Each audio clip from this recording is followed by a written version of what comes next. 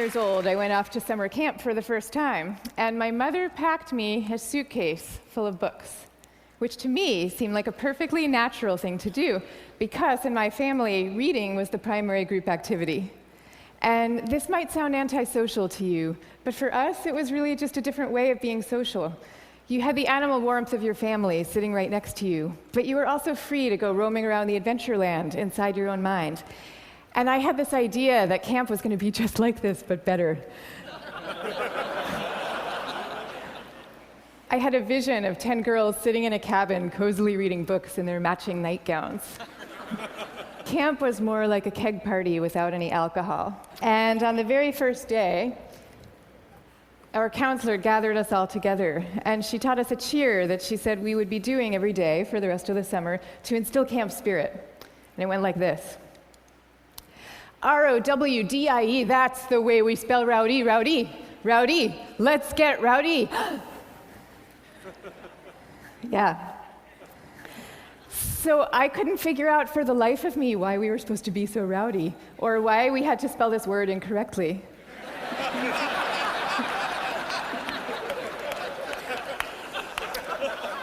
But I recited the cheer along with everybody else. I did my best. And I just waited for the time that I could go off and read my books. But the first time that I took my book out of my suitcase, the coolest girl in the bunk came up to me and she asked me, "Why are you being so mellow?" Mellow, of course, being the exact opposite of R-O-W-D-I-E. And then the second time I tried it, the counselor came up to me with a concerned expression on her face, and she repeated the point about camp spirit and said we should all really work very hard to be outgoing. And so I put my books away, back in their suitcase, and I put them under my bed, and there they stayed for the rest of the summer. And I felt kind of guilty about this. I felt as if the books needed me somehow, and they were calling out to me, and I was forsaking them. But I did forsake them, and I didn't open that suitcase again until I was back home with my family at the end of the summer. Now, I tell you this story about summer camp. I could have told you 50 others just like it. All the times that I got the message that somehow my quiet and introverted style of being was not necessarily the right way to go, and that I should be trying to pass as more of an extrovert. And I always sensed deep down that this was wrong, and that introverts were pretty excellent just as they were. But for years, I denied this intuition. And so I became a Wall Street lawyer, of all things, instead of the writer that I had always longed to be, partly because I needed to prove to myself that I could be bold and assertive too. And I was always going off to crowded bars when I really would have preferred to just have a nice dinner with friends. And I made these self-negating choices so reflexively that I wasn't even aware that I was making them. Now, this is what many introverts do, and it's our loss for sure, but it is also our colleagues' loss and our community's loss, and at the risk of sounding grandiose, it is the world's loss, because when it comes to creativity and to leadership, we need introverts doing what they do best. A third to a half of the population are introverts. A third to a half. So that's 1 out of every 2 or 3 people you know. So even if you're an extrovert yourself, I'm talking about your coworkers and your spouses and your children and the person sitting right next to you right now. All of them subject to this bias that is pretty deep and real in our society. We all internalize it from a very early age without even having a language for what we're doing. Now, to see the bias clearly, you need to understand what introversion is. And it's different from being shy. Shyness is about fear of social judgment. Introversion is more about how do you respond to stimulation, including social stimulation. So extroverts really crave large amounts of stimulation, whereas introverts feel at their most alive and they're most switched on and they're most capable when they're in quieter, more low-key environments. Not all the time, these things are an absolute, but a lot of the time. So the key then to maximizing our talents is for us all to put ourselves in the zone of stimulation that is right for us. But now here's where the bias comes in. Our most important institutions, our schools and our workplaces, they are designed mostly for extroverts, and for extroverts' need for lots of stimulation. And also, we are living through this belief system. We have a belief system right now that I call the new groupthink, which holds that all creativity and all productivity comes from a very oddly gregarious place. So if you picture the typical classroom nowadays, When I was going to school, we sat in rows. We sat in rows of desks like this, and we did most of our work pretty autonomously. But nowadays, your typical classroom has pods of desks of 4 or 5 or 6 or 7 kids all facing each other. And kids are working in countless group assignments, even in subjects like math and creative writing, which you would think would depend on solo flights of thought. Kids are now expected to act as committee members. And for the kids who prefer to go off by themselves or just to work alone, those kids are seen as outliers often, or worse, as problem cases. And the vast majority of teachers reports believing that the ideal student is an extrovert as opposed to an introvert, even though introverts actually get better grades and are more knowledgeable, according to research. Okay, same thing is true in our workplaces. Most of us work in open plan offices without walls, where we are subject to the constant noise and gaze of our coworkers. And when it comes to leadership, introverts are routinely passed over for leadership positions, even though introverts tend to be very careful, much less likely to take outsized risks, which is something we might all favor nowadays.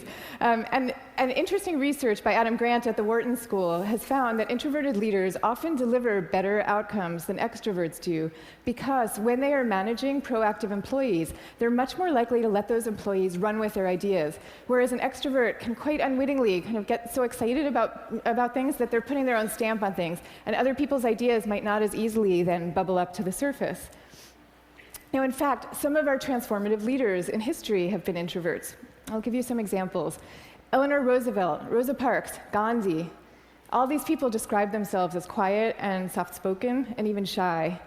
And they all took the spotlight, even though every bone in their bodies was telling them not to.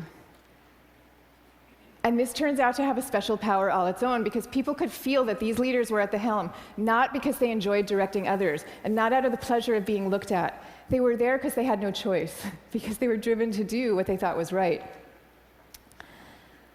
Now, I think at this point it's important for me to say that I actually love extroverts. I always like to say some of my best friends are extroverts, including my beloved husband. And we all fall at different points, of course, along the introvert-extrovert spectrum.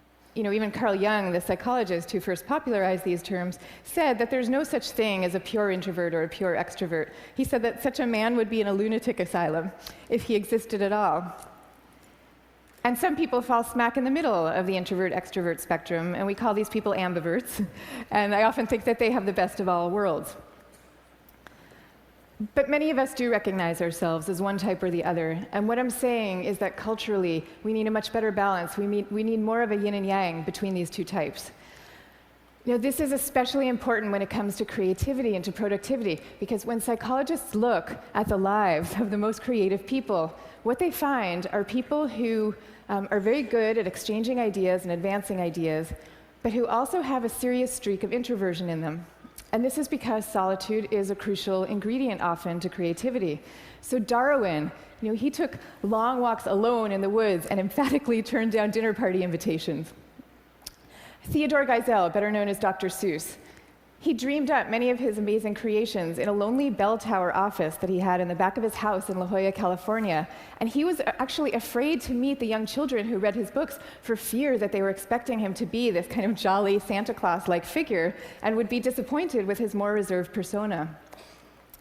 Steve Wozniak invented the first Apple computer, sitting alone in his cubicle in Hewlett-Packard, where he was working at the time. And he says that he never would have become such an expert in the first place had he not been too introverted to leave the house when he was growing up. Now,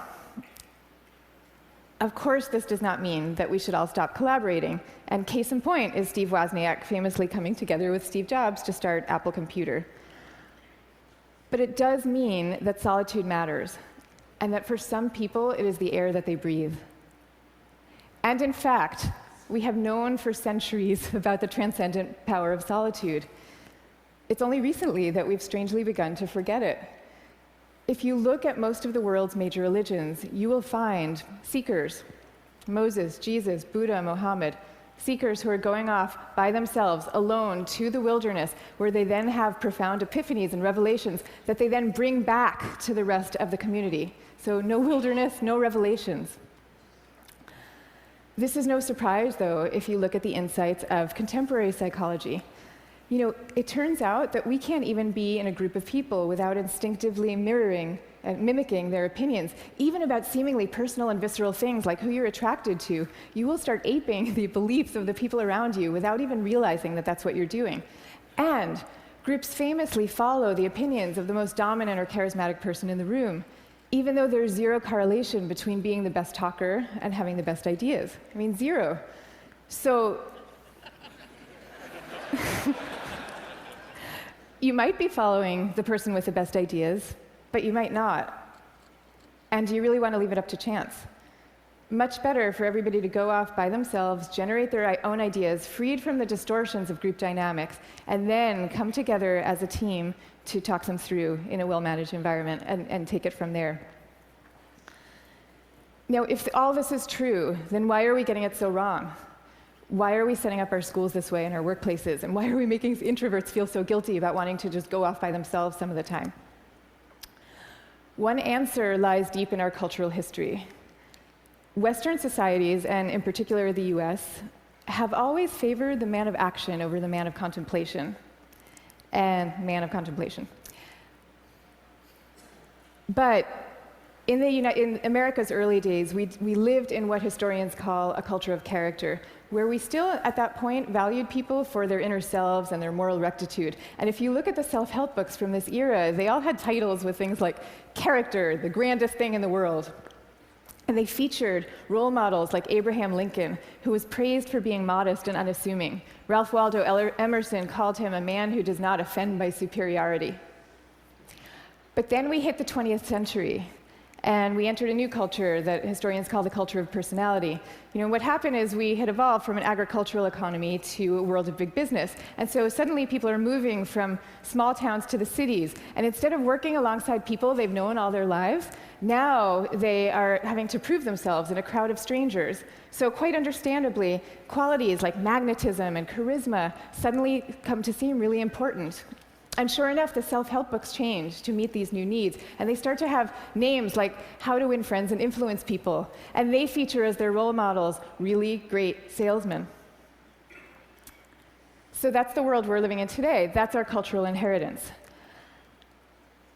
Now, none of this is to say that social skills are unimportant.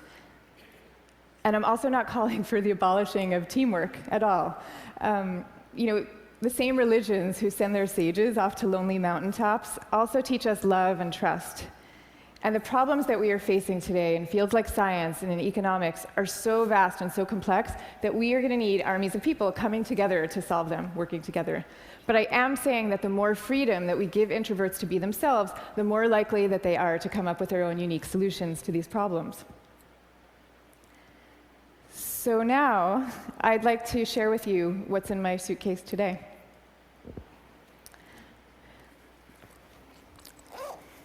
Guess what? Books. I have a suitcase full of books. Here's Margaret Atwood, Cat's Eye. Here's a novel by Milan Kundera. And here's The Guide of the Perplexed by Maimonides. But these are not exactly my books. I brought these books with me because they were written by my grandfather's favorite authors. My grandfather was a rabbi, and he was a widower who lived alone in a small apartment in Brooklyn that was my favorite place in the world when I was growing up, partly because it was filled with his very gentle, very courtly presence, and partly because it was filled with books. Literally, every table, every chair in this apartment had yielded its original function to now serve as a surface for swaying stacks of books. Just like the rest of my family, my grandfather's favorite thing to do in the world was to read. But he also loved his congregation, and you could feel this love in the sermons that he gave every week for the 62 years that he was a rabbi. He would take the fruits of each week's reading, and he would weave these intricate tapestries of ancient and humanist thought, and people would come from all over to hear him speak. But here's the thing about my grandfather. Underneath this ceremonial role, he was really modest and really introverted, so much so that when he delivered these sermons, he had trouble making eye contact with the very same congregation that he had been speaking to for 62 years.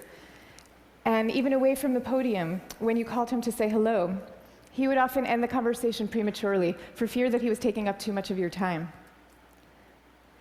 But when he died at the age of 94, the police had to close down the streets of his neighborhood to accommodate the crowd of people who came out to mourn him.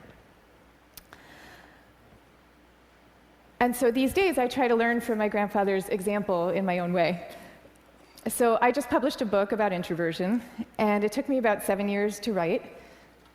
And for me, that 7 years was like total bliss, because I was reading, I was writing, I was thinking, I was researching. It was my version of my grandfather's hours a day alone in his library. But now, all of a sudden, my job is very different. And my job is to be out here talking about it, talking about introversion.